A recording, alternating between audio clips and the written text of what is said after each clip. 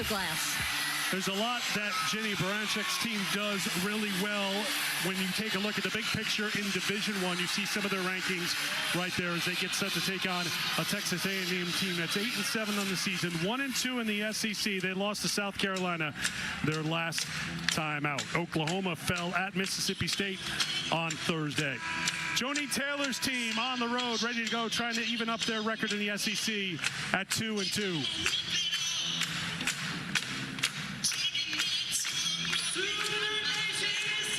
Former Big 12 rivals now meeting in the SEC on a Sunday evening in Norman. Brian Hall, Talisa Green, Angel Kent are officiating crew. Reagan Beers and Oklahoma in the home whites. Texas A&M in the road black, and the opening tip is controlled by Peyton Verhulst for Oklahoma.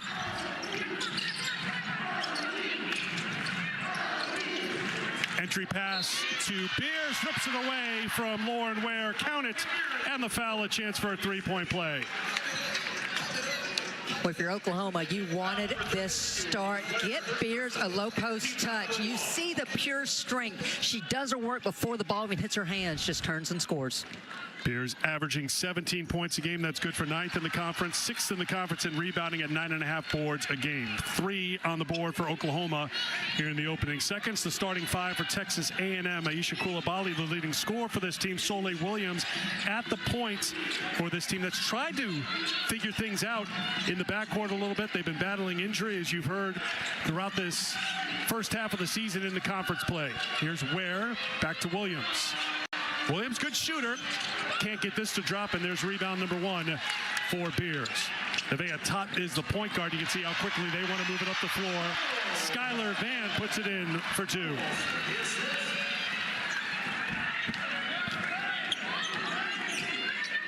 And Eric, one thing Joni Taylor said, these last 2 days of practice, we focused on the details in terms of our offensive execution. Setting better screens, using the screens will be really important against this Oklahoma defense. Kent has it blocked by Verhulst on the perimeter, and they say it was last touched by Texas A&M, so it will be Oklahoma basketball. Here is that Oklahoma starting 5, same starting 5 for each game.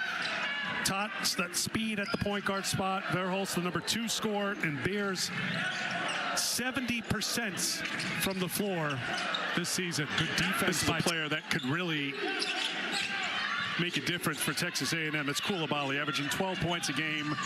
Joni Taylor just wants her to do more and do more of it more often. Ware fighting for the first 2 for Texas A&M. Coming off the bench for the 2nd straight season, she had a pretty good line against Mississippi State. 4 points, 3 assists, 3 steals on Thursday.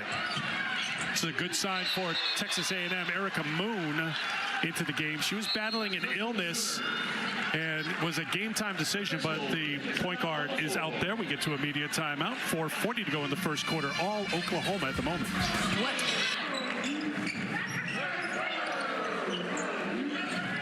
Williams from deep. Oklahoma 5 for 8 so far from the field. 6 different scores to the game and a foul.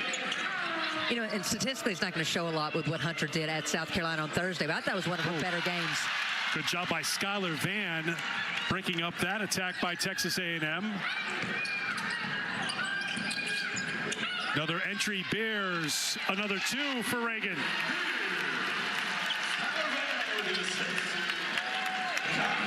Shooting. With the last possession, A&M sprinted back to get matched up, but in that sprinting, they took away the front side, and so Beers just asked for ball reversal, had the seal, great pass there by Vann, easy 2 for Beers.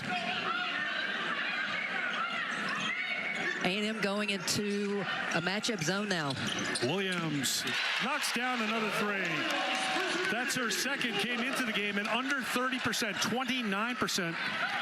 From outside the 3-point line, averaging 10 a game, and she's got 6 here in the first.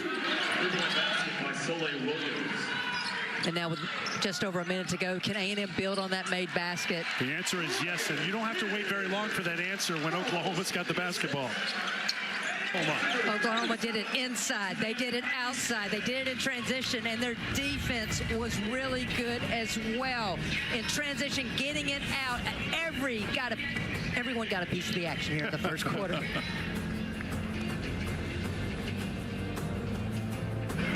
I do want to say this about Lauren Ware. She is almost a pseudo point guard on both ends of the floor. She is talking. She is relaying what Joni Taylor is saying on both ends of the floor. She's directing. I would like to see her get a touch. They tried to go to a touch there, number 32 in black, but it's a turnover. Oklahoma will not hold for a final shot. That won't drop. Oh, the wee little player on the floor, Zaya Van, gets in amongst the trees to get the putback. Sooners shooting 45% in the first half. Texas A&M shooting just 19% in half number one. We're at the half in Norman with 10th ranked Oklahoma on top by 21. Touches. I hope they'd like to see more ball pressure around the perimeter to prevent some of those easy entry passes. Lauren Ware to deny the entry pass. Beers not giving up on the play, though, battling with Ware at the logo, and the possession arrow will give it to Texas A&M.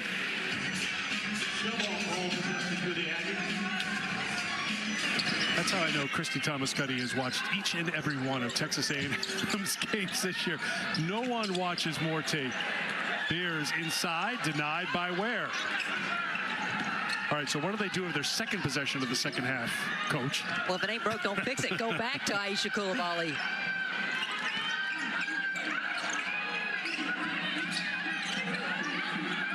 Kent playing with 3 fouls, and Lauren Ware knocks it down from outside. So good start here for the Aggies. 4 points for Ware.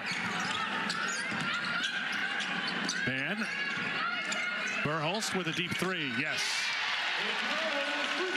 Payne Verhulst with her first field goal of the game. She was 0 for 2 from the floor in the first half. She's got 5. And Oklahoma back on top by 20. Oklahoma extending to a little full court pressure, trying to deny the inbounds pass. Here's Soleil Williams, chased by Todd, rejected by Beers.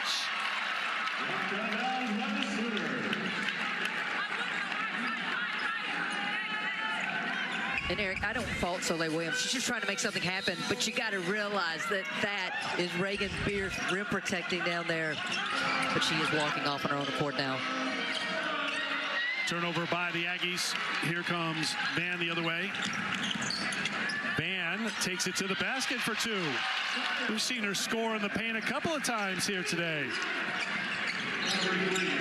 It is on Zaya Van, and that will get us to immediate timeout. 4:07 to go in the third quarter in a 20-point game. Well, as much as we talked about the bigs, it's 2 guards off the bench that are steadying the offense for Oklahoma. First, it's Zaya Van going coast to coast, just knifing her way past defender after defender, and just kisses it really soft off the glass, going full speed. And then Scott backs it up with another 2. Abdul-Rahim has that shot, can't get it this time, and Verhulst rips down the rebound. Back behind the play, Reagan Beers is grabbing her left arm, which is hanging limp at the moment. She is in a lot of pain back behind the play, not even lifting her arm. Verhulst will come back to check on her. And the athletic trainer for Oklahoma, Brittany Beaver, just trying to find out, along with head coach Jenny Baranchek, what happened. Let's see.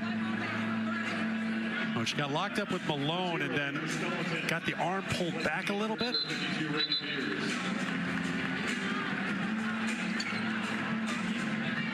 Oh, yeah.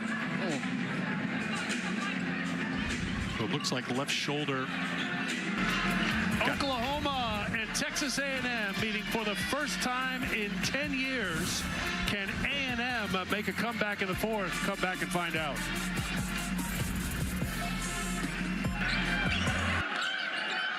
Keys. Williams through her hands. Got it back, though. Great job by Sahara Williams. For a split second, it looked like a turnover, but she turned it into 2.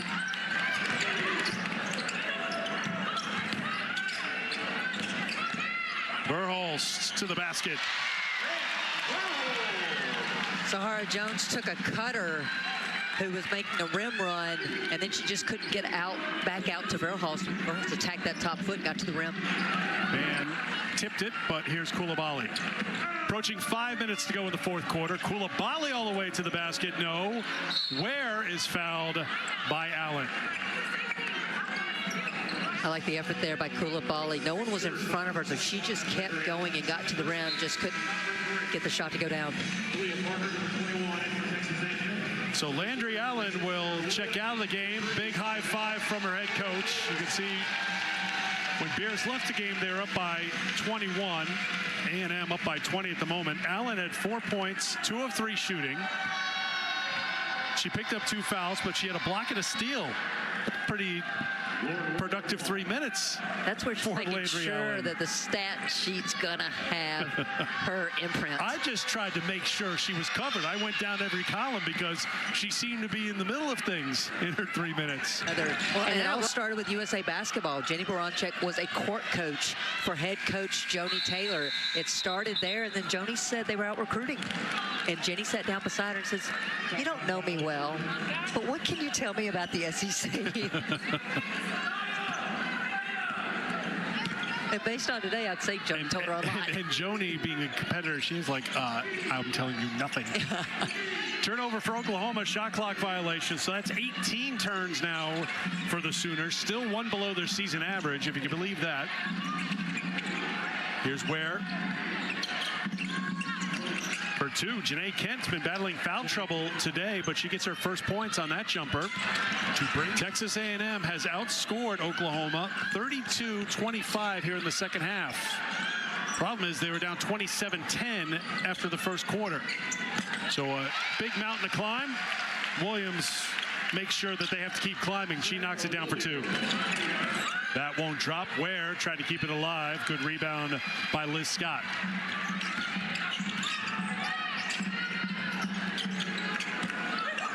Coulibaly batted it, but right to an Oklahoma player.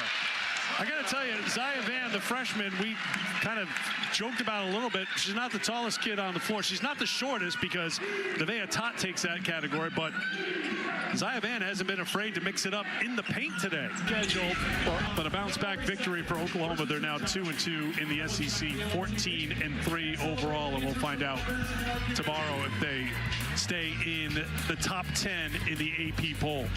Sharing the wealth today, sharing the basketball, 11 different scores for Oklahoma, and they had 20 assists on 26 field goals.